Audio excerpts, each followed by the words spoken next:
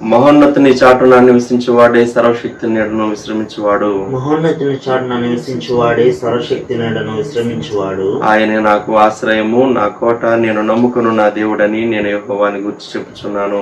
ఆయనే నాకు ఆశ్రయము, నా కోట, నేను నమ్ముకును నా దేవుడని నేను యెహోవాని గురించి చెప్పుచున్నాను. వేటకాని ఊరిలో నుండి ఆయన నిన్ను విడిపించును, నాశనకరమైన తెగులు రాకుండా నిన్ను రక్షించును. వేటకాని ఊరిలో నుండి ఆయన నిన్ను విడిపించును, నాశనకరమైన తెగులు రాకుండా నిన్ను రక్షించును. ఆయన తన రెక్కలతో నిన్ను కప్పును, ఆయన రెక్కల క్రింద నీకు ఆశ్రయం కలుగును. ఆయన సత్యము కీడమును డాలునై ఉన్నది. ఆయన తన రెక్కలతో నిన్ను కప్పును, ఆయన రెక్కల కింద నీకు ఆశ్రయం కలుగును.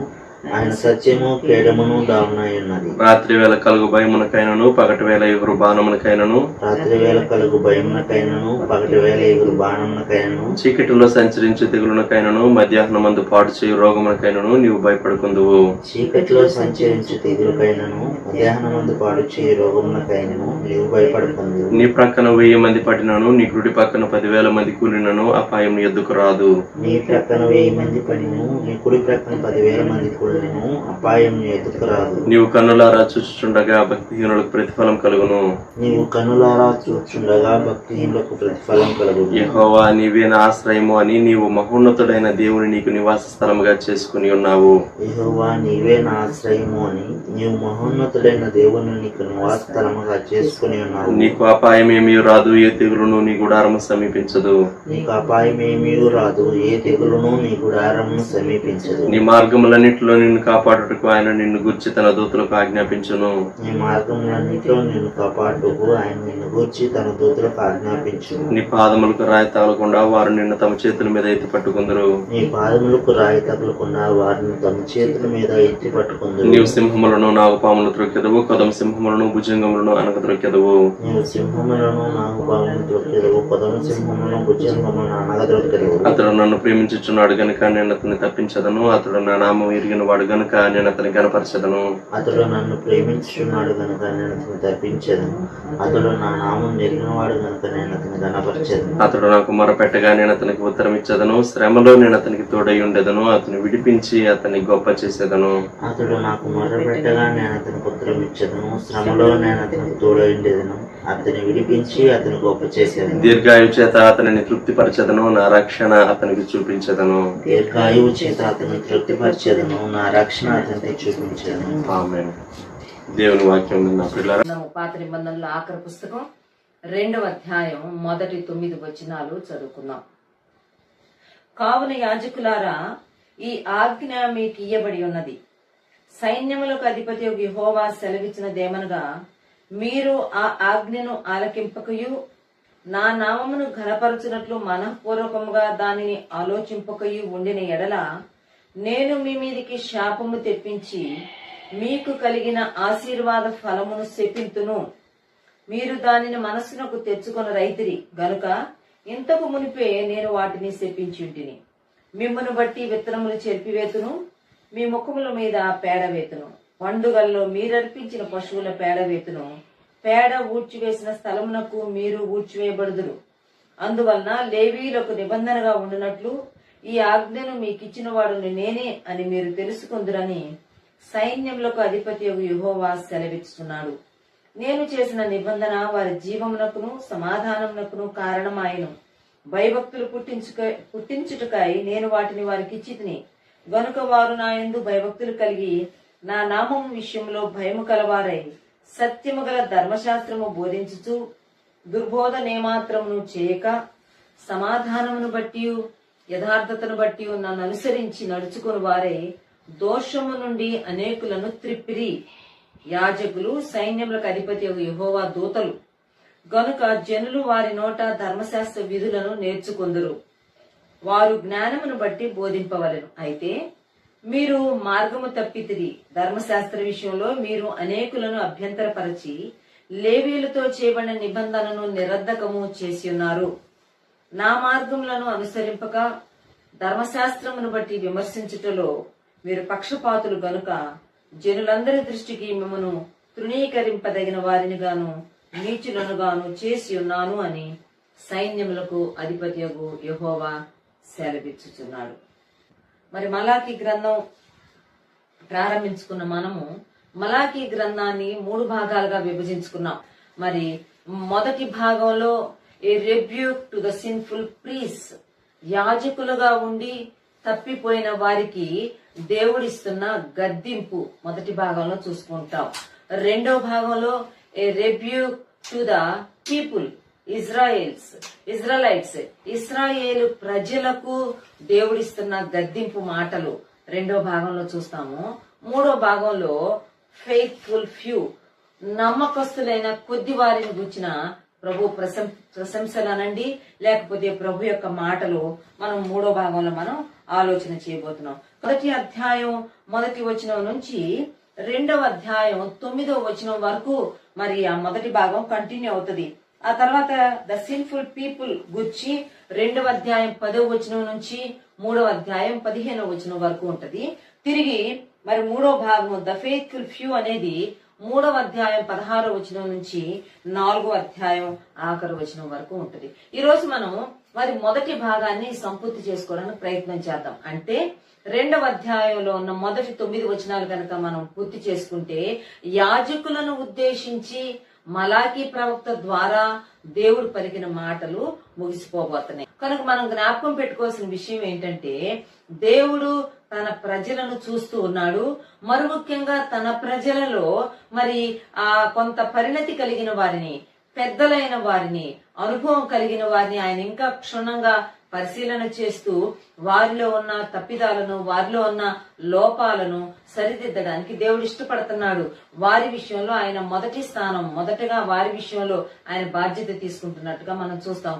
నిజమే, ఇండ్లలో కూడా మనం గమనిస్తే ఏదన్నా ఒక పొరపాటు జరిగితే మొదటిగా ఇంట్లో ఉన్న పెద్దవారిని పిలిచి మనం గద్దిస్తాము.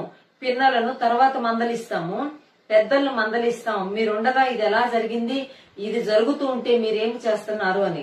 అలాగే దేవుడు తన ప్రజలైన ఇశ్రాయేలీయులలో యాజకులుగా ఉన్న వారిని ఉద్దేశించి మొదట మాట్లాడుతూ ఉన్నాడు, మందలిస్తూ ఉన్నాడు, గద్దిస్తూ ఉన్నాడు, లేక కోపపడుతూ ఉన్నాడు.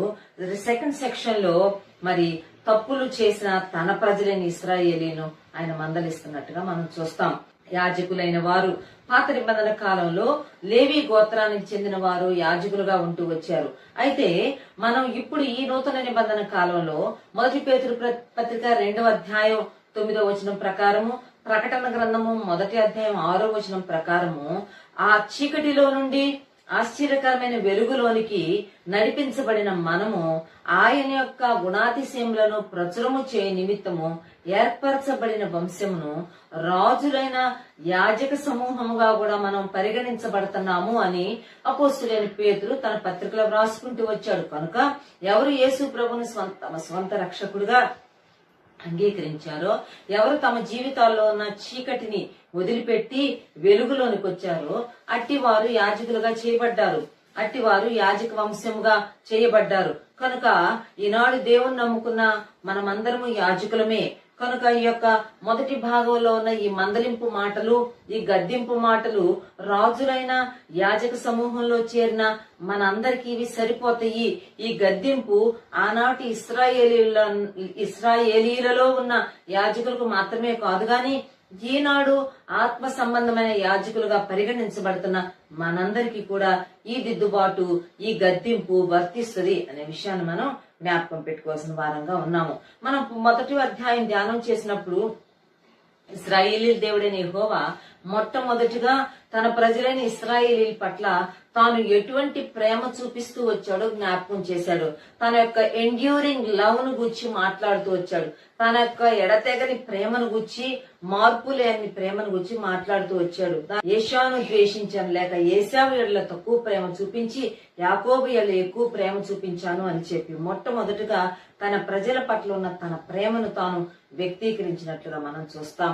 పట్ల ఉన్న ప్రేమను గురించి మాట్లాడిన తరువాత తాను వారిని గద్దిస్తున్నట్టుగా, వారిని హెచ్చరిస్తున్నట్టుగా మనం చూస్తాం. 2వ అధ్యాయం 1వ వచనం నుంచి 9వ వచనం వరకు దేవుని ప్రజలలో ఉన్న తప్పులు చేసిన, తప్పిపోయిన, నిర్లక్ష్యం కనుపరిచిన యాజకులను ఆయన మందలిస్తున్న విధానం మనకి కనబడుతుంది అనమాట.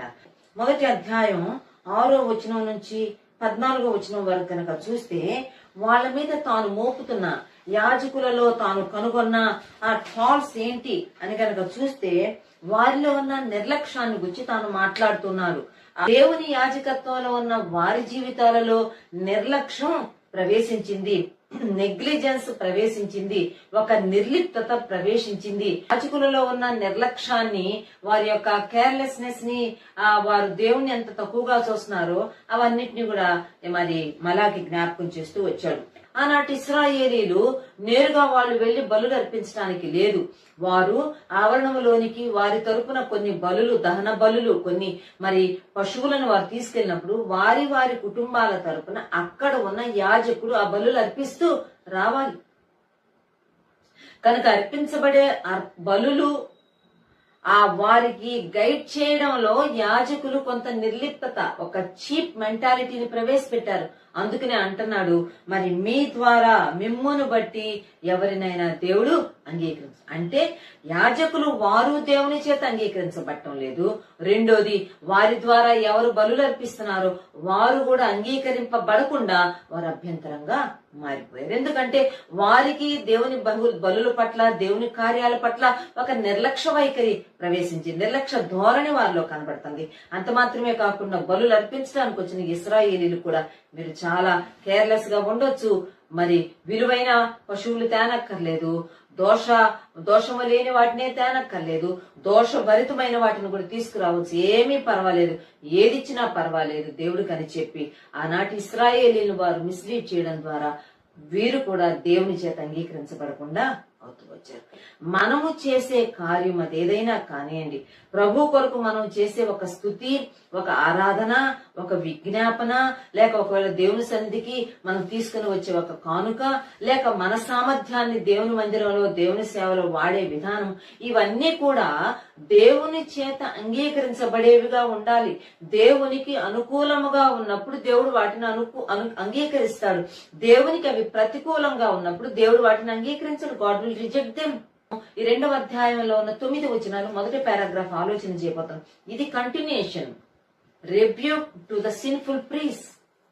తప్పులు చేసిన, తప్పిపోయిన యాజకుల పట్ల దేవుని యొక్క మందలింపు మాటలు ఎలా ఉంటాయో ఈరోజు మనం ఇంకొన్ని మాటల్లో ధ్యానం చేయబోతున్నాం. చూడండి 2వ అధ్యాయం మొదటి వచనం. కావున యాజకులారా, ఈ ఆజ్ఞ మీకు ఇయ్యబడి ఉన్నది, సైన్యములకు అధిపతి యెహోవా సెలవిచ్చున్నది ఏమనగా. కావున యాజకులారా, ఈ ఆజ్ఞ మీకు ఇవ్వబడి ఉన్నది అని అంటున్నాడు. అంటే పైన ఒక ఆజ్ఞ దేవుడు చెప్పినట్టుగా ఉన్నది. మొదటి అధ్యాయం అంతా వెదిగితే మనకు ఆజ్ఞలాగా ఏది కనబడలేదు. తెలుగులో ఆజ్ఞ అని ఉన్నది కానీ ఇంగ్లీష్ లో స్పష్టంగా and now this admonition is for you O priest అని రాయబడింది. ఓ యాజకులారా, ఇదిగోండి ఈ మందలింపు మీకే, ఈ గద్దింపు మాటలు మీకే, ఈ దిద్దుబాటు మాటలు మీకే. ఇంకెవరికో అనుకుంటున్నారేమో, ఇది నాది కాదులే, వాళ్ళదిలే అనుకుంటున్నారేమో, కానీ ఈ ఆజ్ఞ మీకే, ఈ గద్దింపు మాట మీకే అని యాజకులారా, సైన్యములకు అధిపతి యెహోవా సెలవిచ్చున్నాడు. కనుక దేవుని యొక్క అడ్మానిషన్ అనేది ఉంది, దేవుని గద్దింపు ఉన్నది. His scolding, God scolds his people. దేవుడు తన ప్రజలను కోప్పడేవాడుగా ఉన్నాడు, తన ప్రజలను మందలించేవాడుగా, గద్దించేవాడుగా ఉన్నాడు. కనుక 2వ అధ్యాయంలో దేవుని యొక్క మందలింపు మాటలు కంటిన్యూ అవుతున్నాయి. ఓ యాజకులారా, మీకు ఈ ఆజ్ఞనిస్తున్నాను, మీకు ఇస్తున్నాను. నేను ఇశ్రాయేలీని గురించి ఇంకోళ్ళని గురించి ఆలోచించొద్దు. మొదటగా నేను సూటిగా మాట్లాడుతుంది మీతోటి అని చెప్పి దేవుడు ఇక్కడ ప్రారంభించాడు. 2వ వచనం చూడండి. సైన్యములకు అధిపతి యెహోవా సెలవిచ్చినది ఏమనగా, మీరు ఆజ్ఞను ఆలకింపకయు నా నామమును ఘనపరచునట్లు మనపూర్వకముగా దానిని ఆలోచింపకయు ఉండిన ఎడల నేను నీ మీదికి శాపము తెప్పించి మీకు కలిగిన ఆశీర్వాద ఫలమును శపింతును.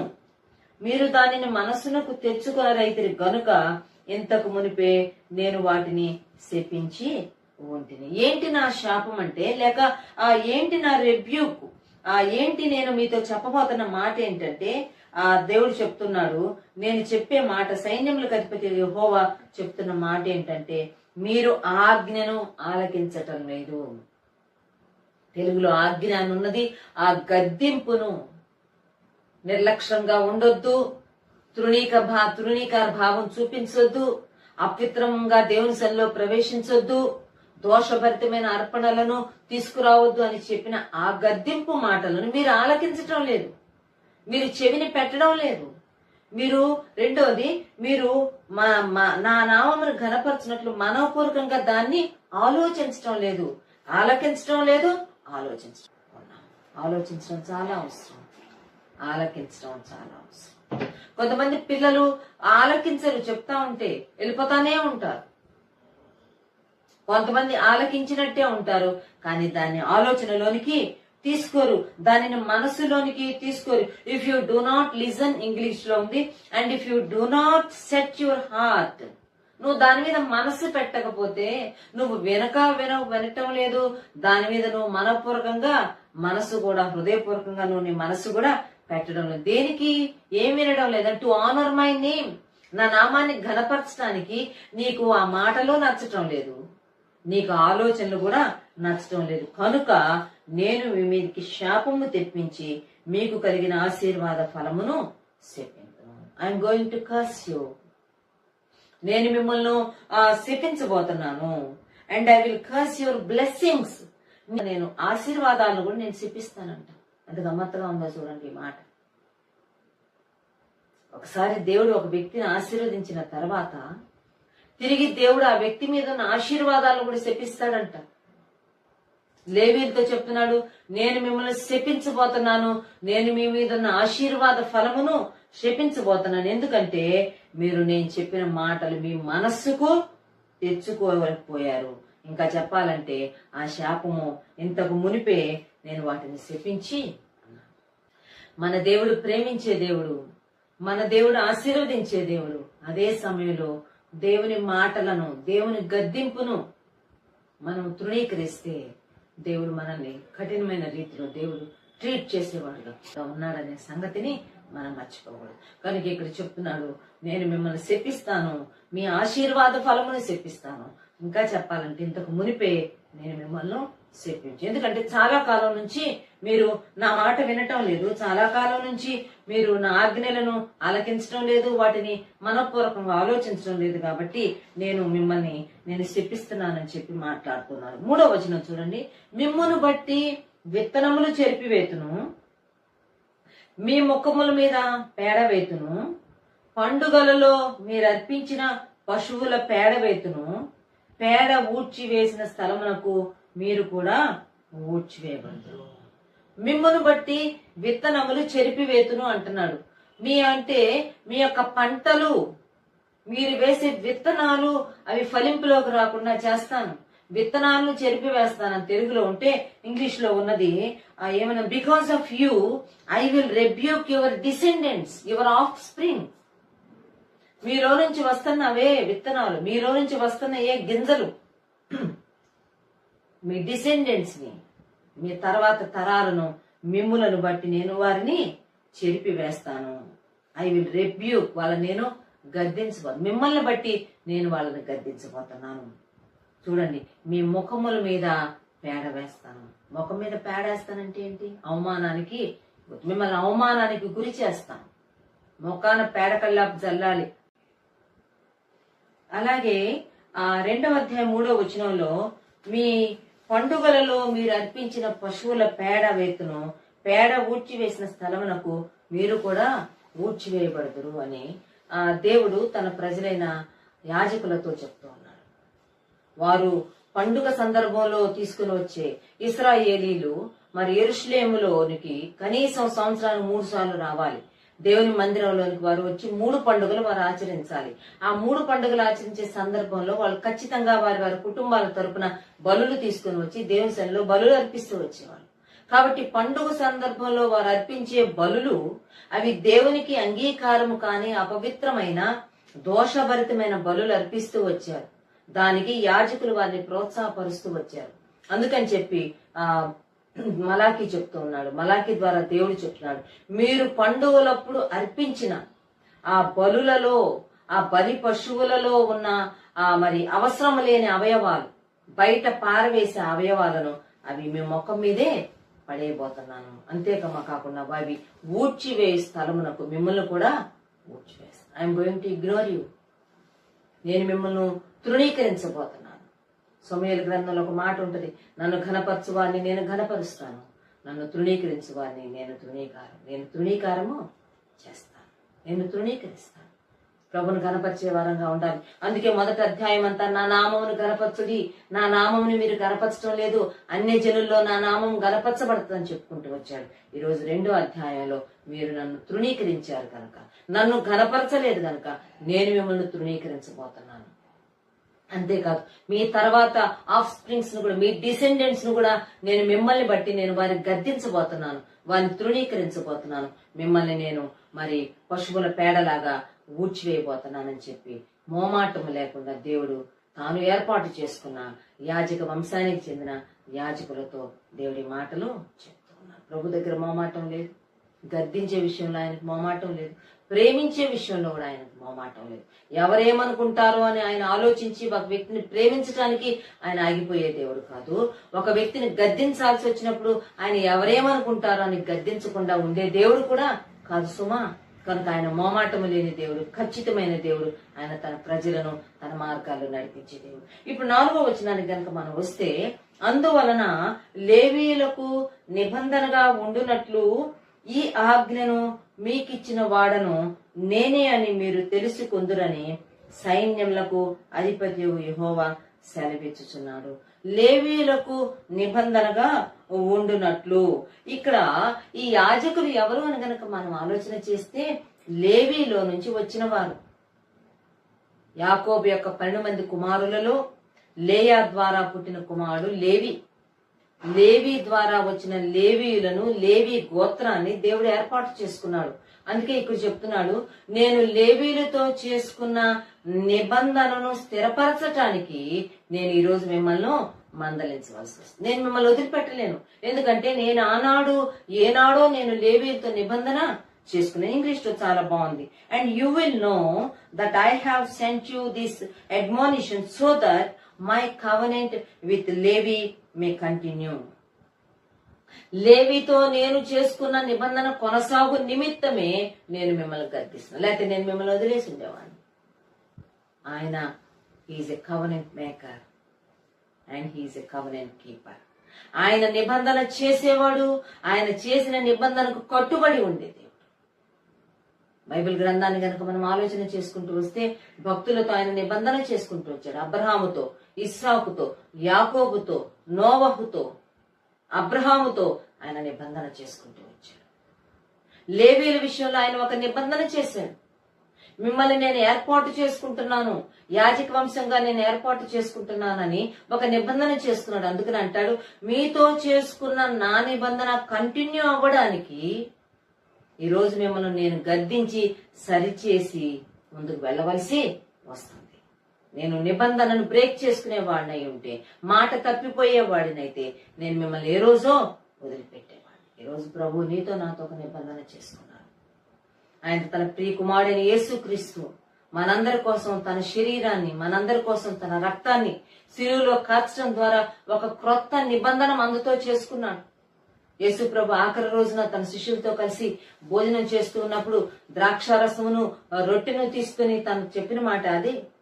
ఆ ద్రాక్షారసమును చూపిస్తా, ఈ రక్తము నా వలనైన క్రొత్త నిబంధన అని చెప్పాడు. This is my new covenant. నేను చేస్తున్న కొత్త నిబంధన. దానికి గుర్తుగా ఇదిగో ఈ రక్తం, ఈ ద్రాక్షారసం రక్తానికి సాదృశ్యం అని మరికొన్ని గంటలలో నేను నా రక్తాన్ని కల్వరిలో దారపోయిపోతాను. రక్తముతో నేను నీతో నిబంధన. ఈరోజు నన్ను దేవుడు ఎందుకు స్పేర్ చేస్తున్నాడు తెలుసా? దేవుని నమ్ముకున్నామని చెప్పినాక, దేవుని బిడ్డలమని చెప్పిన తర్వాత, మారు మనసు పొందిన తర్వాత, పాపాలు ఒప్పుకున్న తర్వాత, కన్నీటితో మన జీవితాలను ప్రభు దగ్గర సమర్పణ చేసుకుని, బాప్తిస్మాలు తీసుకుని ప్రభు వాళ్ళలో పాలు పొందుతూ ఆరాధన చేస్తూ ఇంకా కొన్ని లోపాలు కలిగి, ఇంకా కొన్ని నోన్ సిన్స్ ఎంటర్టైన్ చేస్తున్నామంటే, తెలిసిన పాపాలను కూడా ఒప్పుకోకుండా, విడిచిపెట్టకుండా వాటిని ఇంకా మనతో పాటు తెచ్చిపెట్టుకుంటున్నామంటే, ఇట్టి స్థితిలో ఉన్న నిన్ను నన్ను దేవుడు ఇంకా కనికరిస్తూ కరుణిస్తూ ఆయన మనల్ని తన విశ్వాస మార్గాల్లో కొనసాగింపజేస్తున్నాడంటే దీనికి కారణం ఏంటంటే ఆయన మనతో చేసుకున్న నిబంధన. ఆనాడు శిలువలో చేసిన నిబంధన, ఆనాడు శిలువలో ఆయన కాచిన రక్తము ద్వారా మనతో చేసుకున్న నిబంధనను బట్టి ఈ రోజు నేను నన్ను స్పేర్ చేస్తున్నాడు. అదే మలాకి ద్వారా లేవీలతో చెప్తున్నాడు.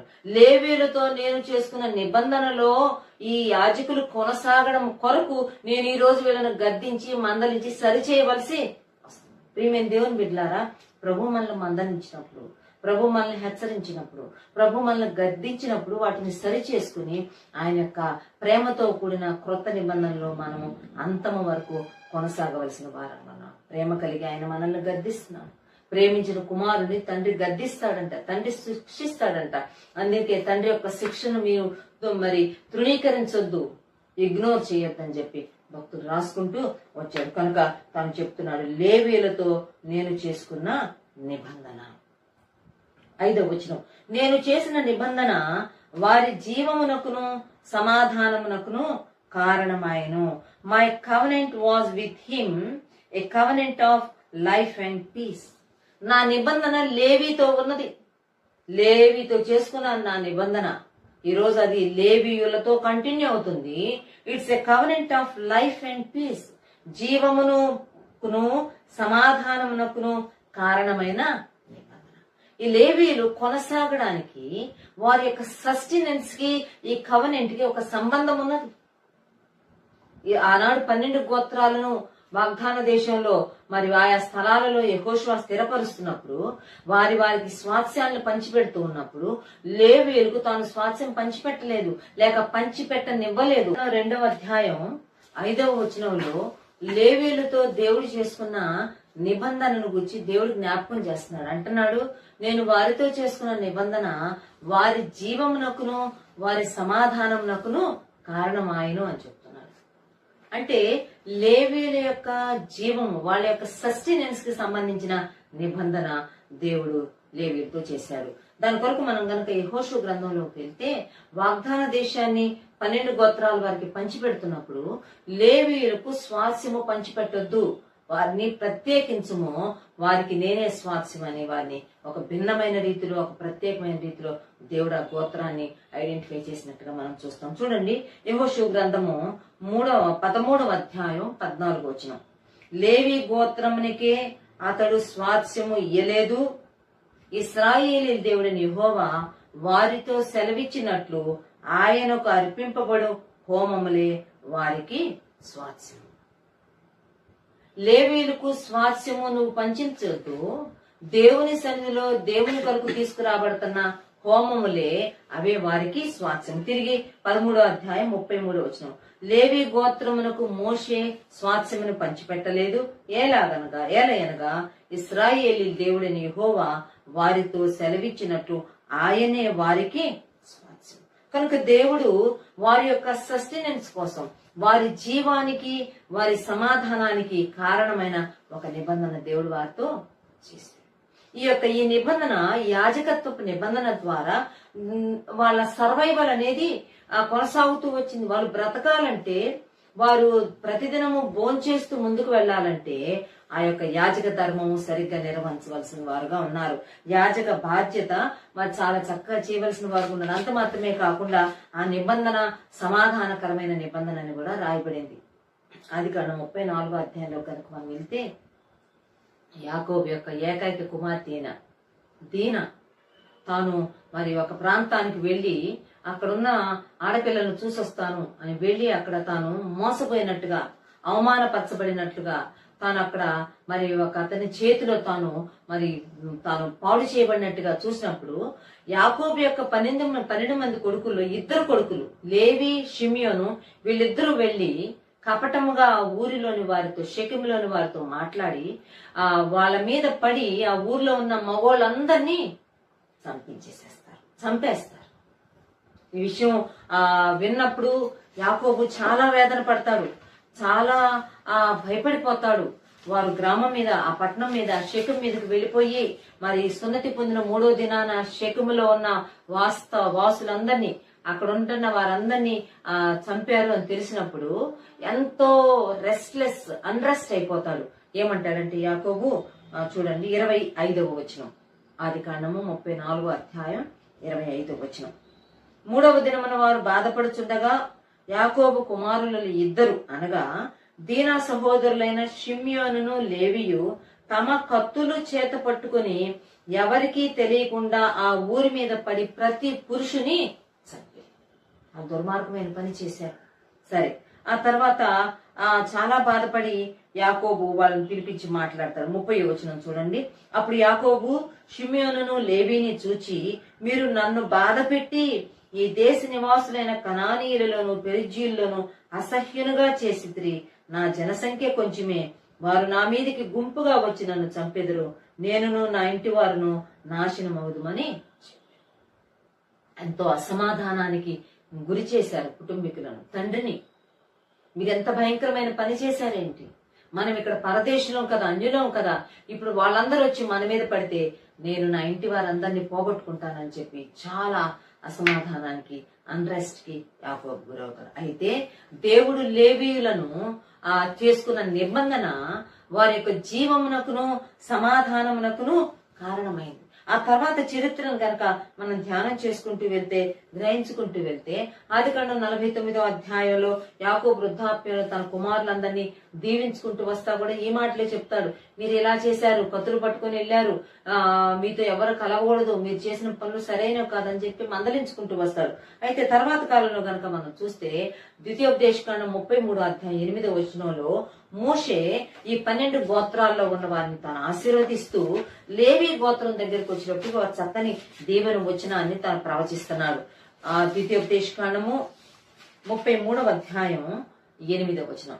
లేవీని గూర్చి ఇట్లా, నేను నీ తుమ్మీము నీ ఊరీము నీ భక్తునికి కలవు, మస్సాలో నీవు అతన్ని పరిశోధించితివి, మెరీబా నీళ్ల యొద్ద అతనితో వివాద పడితివి. నీ తుమ్మీము నీ ఊరీము నీ భక్తునికి ఇచ్చావు. ఇలాంటి లేవీయులు లేక లేవి ఆ తర్వాత కాలంలో దేవుని యొక్క యాజకత్వ పరిచర్య తీసుకుంటున్నాడు. దేవుని యొక్క ఊరీము తుమ్మీము అనే ఆ 2 వస్తువుల ద్వారా తాను దేవుని చిత్తాన్ని కనుక్కొని దేవుని ప్రజలకు దేవుని చిత్తాన్ని బయలుపరిచే ఒక ఉన్నతమైన గోత్రంగా వారు పరిగణించబడుతూ వచ్చారు. అంతేకాకుండా మరి మస్సా అనే స్థలంలో, మెరీబా అనే స్థలంలో మరి ఒక గొప్ప టెస్ట్ పెట్టబడినప్పుడు ఇశ్రాయేలీలకు వీరు దేవుని తరపున వాళ్ళు నిలబడినట్లుగా చూస్తాం. 9వ వచనం ద్వితీయోపదేశకాండము 33:9. అతడు నేను వాని ఎరుగనని తన తండ్రిని గూర్చి తన తల్లిని గూర్చిన నేను తన సహోదరులను లక్ష్య పెట్టలేదు, తన కుమారులను ఎంచలేదు, వారు నీ వాక్యమును బట్టి నీ నిబంధనను గైకొనిరి. లేవీయులు దేవుని నిబంధనను కనుక గైకొన్నారు. ఈ విషయాన్ని మనం నిర్గమకాండం 32, 33 అధ్యాయాల్లో మనకు కనబడుతుంది. మోషే సీనాయి పర్వతం మీదకి వెళ్లి 40 దినాలు తాను మొదటిసారిగా దేవుని సన్నిధిలో గడిపి రాతి పలకల మీద 10 ఆజ్ఞలు తీసుకుని వచ్చేటప్పటికి కింద అహరోనును వీరు ఒత్తిడి చేసి ఒక బంగారు దూడను చేసుకుని పూజిస్తూ ఉంటారు. ఓ ఇశ్రాయేలు, నిన్ను ఐగుప్తులోంచి తీసుకుని బయటకు తీసుకొచ్చిన దేవత ఇదే అని చెప్పి ఆ దేవత ముందు తింటా తాగుతా నాట్యమాడతా భయంకరంగా చేస్తా ఉన్న పరిస్థితులలో మోషే కొండ మీద నుంచి దిగి వస్తాడు. ఈ దృశ్యాన్ని చూస్తాడు, చాలా అప్సెట్ అయిపోతాడు. అప్పుడు తను ఒక మాట చెప్తాడు. ఎవరు దేవుని తరపున ఉన్నారో చూద్దాం. ఆ మాట నిర్గమకాండము 33వ అధ్యాయంలో చాలా చక్కని ఒక ఓపెన్ ఇన్విటేషన్ ఇస్తాడు. దానికి లేవీయులు రెస్పాండ్ అవుతారు. అందుకే దేవుడు లేవీయులు ఏర్పాటు చేసుకున్నాడు. లేవీయులతో ఒక నిబంధనలోనికి వచ్చాడు. ఆదికాండము 32వ అధ్యాయం 26వ వచనం. అందుకు మోషే పాళెం యొక్క ద్వారమున నిలిచి, యెహోవా పక్షమున ఉన్న వారందరూ నా యొద్దకు రండి అనగా లేవీయులందరూ అతని యొద్దకు కూడి వచ్చేది. మిగిలిన 11 గోత్రాల వారు ఏమయ్యారు?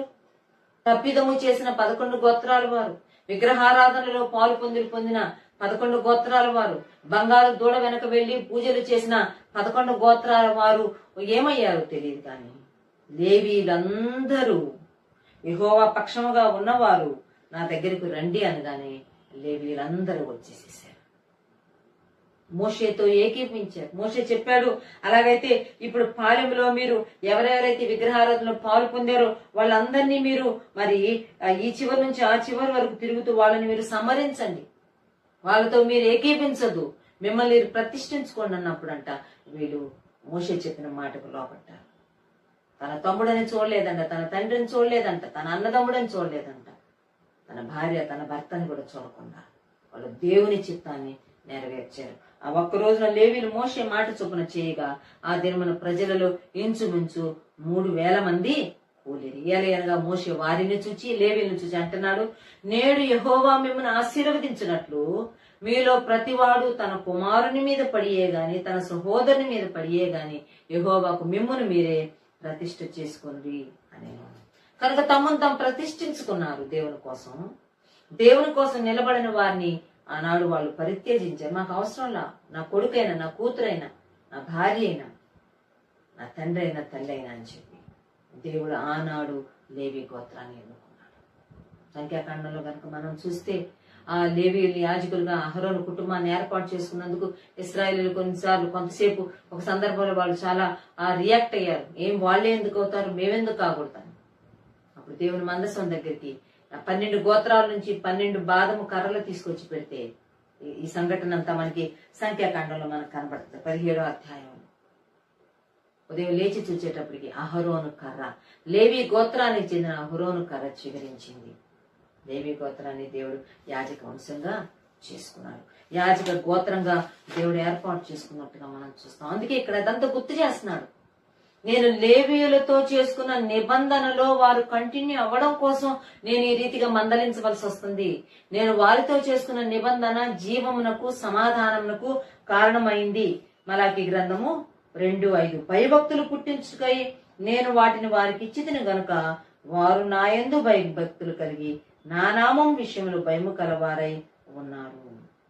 భయభక్తులు కలగడానికి నేను వారికి ఇచ్చాను, వారిని ఏర్పాటు చేసుకున్న ప్రకారమే వాళ్ళు నా యందు భయభక్తులు కలిగి ఉన్నారు, నా నామం విషయంలో భయము కలిగి ఉన్నారు, సత్యము గల ధర్మశాస్త్రాన్ని బోధించారు, దుర్బోధన ఏమాత్రము చేయలేదు, సమాధానమును బట్టి యథార్థతను బట్టి నన్ను అనుసరించి నడుచుకుని వారై దోషము నుండి అనేకులను త్రిప్పిరి.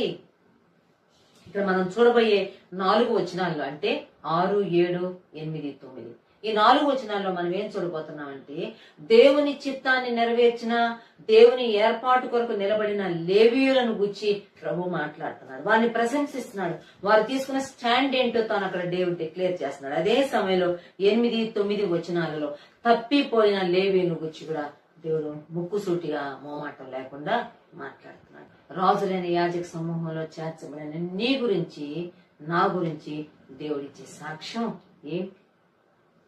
దేవుని యందు భయభక్తులు కలిగి ఉండడానికి మనం పిలువబడ్డామంట, మనం ఏర్పాటు చేయబడ్డామంట. ఆనాడు ఏర్పాటు చేయబడిన వాళ్ళు కొంతమంది దేవుని యందు భయభక్తులు కలిగిన వారై ఉన్నారు, నా నామానికి భయపడ్డారు, వారు సత్యమును బట్టి ధర్మశాస్త్రాన్ని బోధించారు, దుర్బోధన ఏమాత్రమూ చెప్పలేదు, వారు యథార్థంగా నడుచుకున్నారు. అంతేకాకుండా నన్ను అనుసరించినట్టుగా అనేకులను నా వైపు తిప్పి. ఎంత మంచి మాట! అనేకులను దేవుని వైపు తిప్పవలసిన వారంగా ఉన్నాం. దోషముల నుండి అనేకులను దేవుని వైపుకు తిప్పే వారంగా మనం ఉండాలి. దానియేలు గ్రంథం 12వ అధ్యాయంలో ఒక గొప్ప ఆశీర్వాదం అక్కడ రాయబడింది. అనేకులను దేవుని వైపు త్రిప్పడం అనేది గొప్ప ఆశీర్వాదం. వారికి దేవుడిస్తున్న ఒక ప్రత్యేకమైన ఆధిక్యత ఏంటంటే దానియేలు గ్రంథము 12వ అధ్యాయం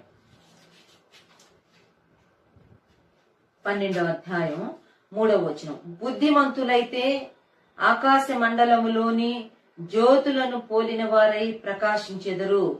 నీతి మార్గమును అనుసరించి నడుచుకొనున్నట్లు ఎవరు అనేకులను త్రిప్పుదురో వారు నక్షత్రం వలె నిరంతరమును ప్రకాశించెదరు. నీతి మార్గమును అనుసరించి నడుచుకునేటట్లు ఎవరు అనేకులను నీతి మార్గాల్లోకి నడిపిస్తారో అటువంటి వారు నక్షత్రాల్లాగా నిరంతరము ప్రకాశిస్తారు. ఆనాటి యాజకుల్లో కొందరు నక్షత్రాల్లాగా ప్రకాశిస్తున్నారు. యథార్థతను బట్టి దేవుణ్ణి అనుసరిస్తున్నారు. దేవుని అనుసరించి నడుచుకోవడానికి దోషము నుండి అనేకులను దేవుని వైపుకు తిప్పుతున్నారు. దీనికి ఒక ఉదాహరణ నేను చెప్తాను. ఇశ్రాయేలీల అరణ్యయాత్రలో వారు మోయాబు దేశం గుండా ప్రయాణం చేయవలసి వచ్చినప్పుడు మోయాబు రాజైన బాలాక్, ఇదంతా మనకి సంఖ్యాకాండము 25వ అధ్యాయంలో మనకు కనబడుతుంది. ఇశ్రాయేలీలు మోయాబు దేశం గుండా వెళ్తున్నప్పుడు మోయాబు రాజైన బాలాకు ఇశ్రాయేలీల ప్రవక్త అయిన బిలాముని ఇశ్రాయేలీలు శపించు, నీకెంతిస్తా అంతిస్తా అని శోధిస్తాడు.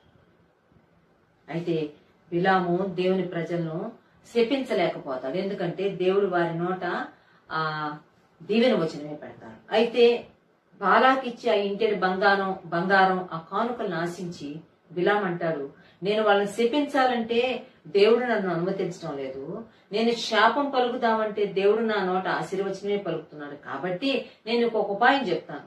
సంఖ్యాకాండం 25వ అధ్యాయంలో ఈ మాట ఉంటది, వాళ్ళ మధ్యలోనికి మరి ఈ యొక్క మోయాబు స్త్రీలను పంపించు, వారు వెళ్లి వారిలో ఉన్న పురుషులను మరి ఆకర్షించుకొని పాపం చేసేటట్లుగా చేస్తారు. అన్య దేవతల తట్టు తిప్పారంటే దేవుని కోపం వాళ్ళ మీదకి దిగి వస్తుంది, దేవుని శాపం వారి మీదకి దిగి వస్తుంది. నీవి పని చెయ్యొచ్చు అని చెప్పి బిలాము బాలాకు రాజుకి చెప్పేసి వెళ్ళిపోతాడు. బాలాకు రాజు అదే ప్లాన్ ప్రకారం మోయాబు స్త్రీలను మరి ఇశ్రాయేలీల మధ్యలోనికి పంపిస్తాడు. చూడండి, సంఖ్యాకాండము 25వ అధ్యాయం 1వ వచనం. ఇశ్రాయేలీలు షిత్తీములో దిగి ఉండగా ప్రజలు మోయాబు రాండ్రతో వ్యభిచారము చేయసాగిరి. ఆ స్త్రీలు తమ దేవతల బలులకు ప్రజలను పిలువగా వీరు భోజనము చేసి వారి దేవతలకు నమస్కరించిరి. అట్లు ఇశ్రాయేలీలు బయల్పెయోరుతో కలిసి కొనినందున వారి మీద యెహోవా కోపము రగులుకొనెను.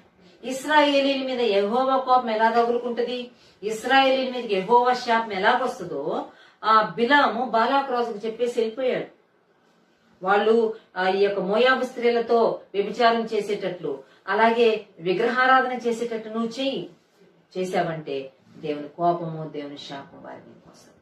ఆ పని చేశారు. ఇశ్రాయేలు డైవర్ట్ అయిపోయారు, మోయాబు స్త్రీలతో వ్యభిచారం చేస్తున్నారు. వాళ్ళు చూపించిన దేవతల దగ్గరికి వెళ్ళిపోతున్నారు, ఆ దేవతలకు బలులు అర్పిస్తున్నారు. అక్కడ అర్పించిన ఆహారం వీళ్ళు భుజిస్తా వచ్చారు. ఆ సమయంలో లేవీయులు చేసిన ఒక గొప్ప పని ఏంటంటే చూద్దామండి, ఇది చాలా ముఖ్యం. 24,000 మంది తెగులు చేత చనిపోయారు. ఇశ్రాయేలు వ్యభిచారం చేస్తూ ఇశ్రాయేలు విగ్రహారాధన చేయడం వల్ల దేవుని కోపం వారి మీదకి వచ్చింది, శాపం వారి మీదకి వచ్చింది, తెగులు వచ్చేసింది. 24,000 మంది చనిపోయారు.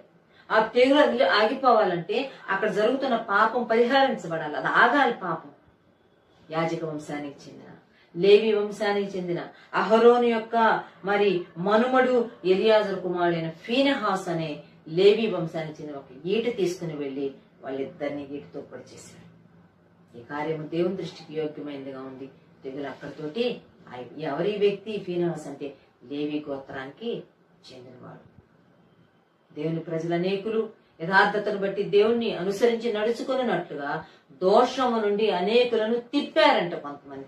ఒక నిత్యమైన యాజక నిబంధన వాళ్ళతో చేసుకుంటున్నాను. ఈ యాజక నిబంధన సమాధాన నిబంధన. అంతకుముందు లేవీలు సరిగ్గా లేరు, వాళ్ళ విషయాల్లో నాకు కొన్ని కష్టం ఉంది. కానీ ఎప్పుడైతే ఈ కార్యం చేశాడో అహరోను మనమడు ఎలియాజరు కుమారుడైన ఫీనెహాసు నేను ఓర్వలేని దాన్ని తాను కూడా ఓర్వలేకపోయాడు, తాను కూడా రోషం తెచ్చుకున్నాడు. కాబట్టి నేను ఆ లేవీలతో ఒక నిత్యమైన నిబంధన, ఒక సమాధాన నిబంధన నేను చేసుకుంటున్నాను.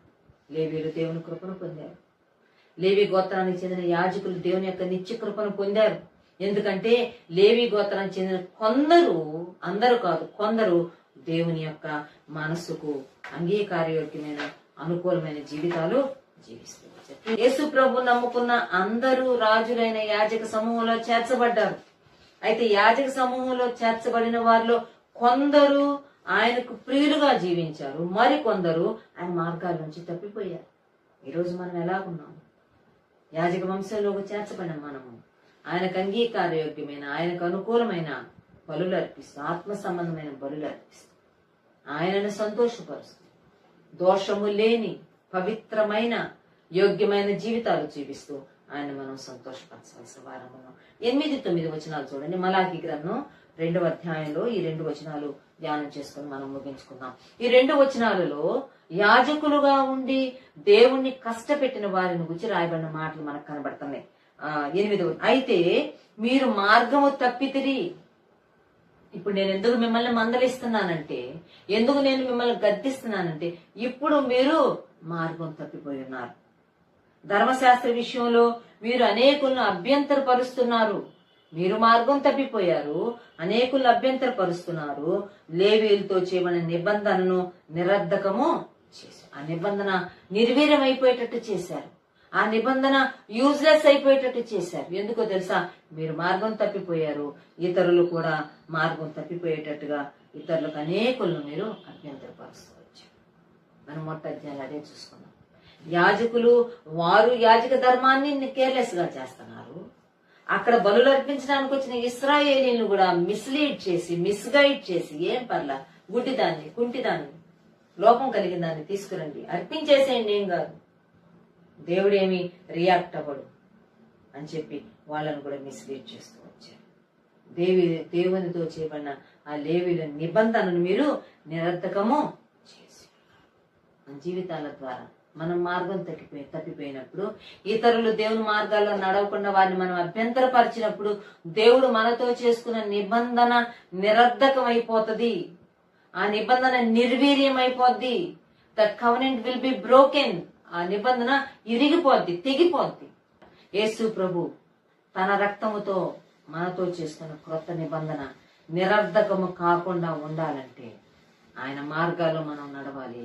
ఇతరులకు మనం అభ్యంతరము కలిగించకుండా ఉండాలి. యేసు ప్రభు ఒకసారి తను మాట్లాడుతూ అంటాడు, మార్కు సువార్త 12వ అధ్యాయం అనుకుంటా, ఈ చిన్న వానిలో ఎవరైనా మీరు వానికి అభ్యంతరంగా ఉండేటట్లయితే మీ మెడకు ఒక తిరగటి రాయి కట్టబడి ఒక లోతైన సముద్రంలో ముంచివేయబడుట మేలు అని చెప్తారు. ఇతరులకు అభ్యంతరంగా ఉండే వారిని ప్రభు స్పేర్ చేయడు, ఓర్చుకోడు. ఆయన చూసి చూడనట్టు ఉన్నాడు. ప్రియమైన దేవుని బిడ్డలారా, చాలా ఆలోచించుకోవాలి. మనం ఎవరికైనా అభ్యంతరంగా ఉన్నామా? మనల్ని బట్టి ఎవరైనా అభ్యంతర పడుతున్నారా? మన వేష భాషలు, మన మాటలు, మన ఆరాధన విధానం, మన జీవిత విధానం, మన ఉద్యోగంలో మన సాక్ష్యం, కుటుంబాల్లో మన సాక్ష్యం, భర్త దగ్గర, భార్య దగ్గర, బిడ్డల దగ్గర మనం డీల్ చేసే విధానం, ఇది ఎవరన్నా అభ్యంతరపరుస్తుందా? మనం ఆలోచించుకోవాలి. మనం ఇతరులకు అభ్యంతర కారణంగా ఉంటే, మనం దేవుని మార్గాలు తప్పిపోతే దేవుడు మనతో చేసుకున్న నిబంధన నిరర్ధకమైపోతుంది.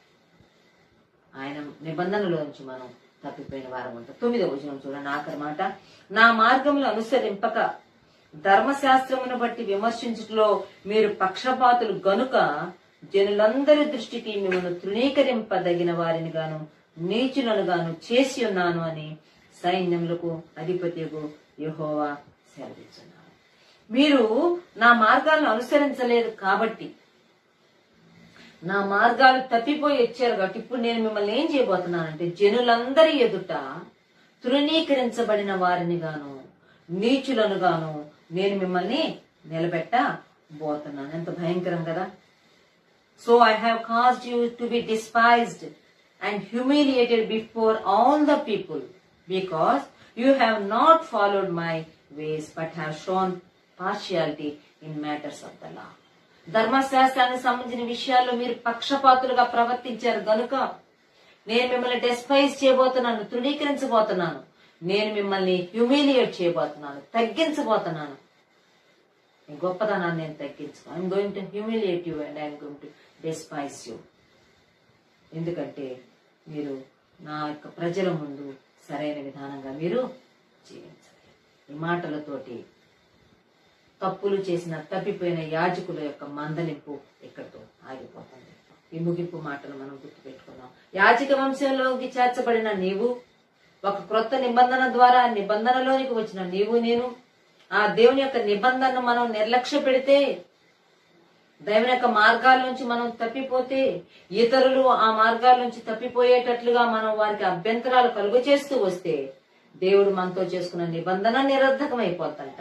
మనము ప్రజల ఎదుట తృణీకరించబడిన వారంగా, నీచులంగా రుజువు చేయబడతామంట.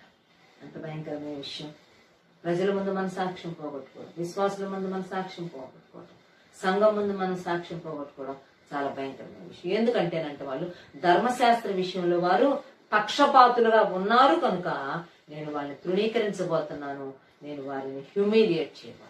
ధర్మశాస్త్ర విషయంలో పక్షపాతులుగా అంటే దేవుని వాక్యము చెప్పేదాన్ని వర్కౌట్ అయ్యే విషయాల్లో, దాన్ని అమల్లో పెట్టడంలో పక్షపాతులంగా ఉంటుంది. ఒకరి పట్ల ఒక రీతిగా, ఇంకొకరి పట్ల ఇంకొక రీతిగా ప్రవర్తించడం అనేది దేవుడు మాత్రం ఇష్టపడడు అని చెప్పి ఇక్కడ దేవుని వాక్యంలో చెప్పబడతా ఉంది. ప్రియమైన దేవుని బిడ్డలారా, మనల్ని మనం ప్రభువుకు అప్పగించుకుందాం. కనుక 1వ అధ్యాయం 1వ వచనం నుంచి 2వ అధ్యాయం 9వ వచనం వరకు రిబ్యూక్ ఆఫ్ ది సిన్ఫుల్ ప్రీస్. తప్పిపోయిన తప్పు చేసిన యాజకులను దేవుడు గద్దించిన గద్దింపు మాటలు మొదటి భాగంలో ఉన్నాయి. కనుక దేవుడు తన కృపలో ఎక్కడో ఉన్న మనల్ని రాజులేని యాజక సమూహంలో చేర్చుకున్నాడు. ఈరోజు మనకు దేవుడు ఇచ్చిన ఆధిక్యత నిర్వీర్యం చేసుకోవద్దు, నిరర్ధకం చేసుకోవద్దు. ఆ స్థానం యొక్క విలువ గుర్తిద్దాం, ఆత్మీయతను కాపాడుకుందాం, ఆయన మార్గాల్లో నడుచుకుందాం, అనేకులు ఆయన మార్గాల్లోకి వచ్చేటట్లుగా సహాయపడదాం. ఇతరులకు అభ్యంతర కారణంగా ఉండొద్దు, ఇతరుల విషయాల్లో పక్షపాతం చూపించవద్దు. దేవుని ప్రేమ, దేవుని కృపను పొందుదాం. దేవుడు మనకిచ్చిన స్థానానికి న్యాయం చేకూరుద్దాం. ఆత్మీయతలు ముందుకు సాగి వెళ్దాం. అటువంటి కృప ప్రభు అనుగ్రహించాలని ప్రార్థన చేసుకుంటాం. ఈ కృపా దేవుని ప్రేమ, పరిశుద్ధాత్ముని అన్యోన్య సహవాసం సదాకాలం మనకు తోడైండి బలపరచును గాక. ఆమేన్.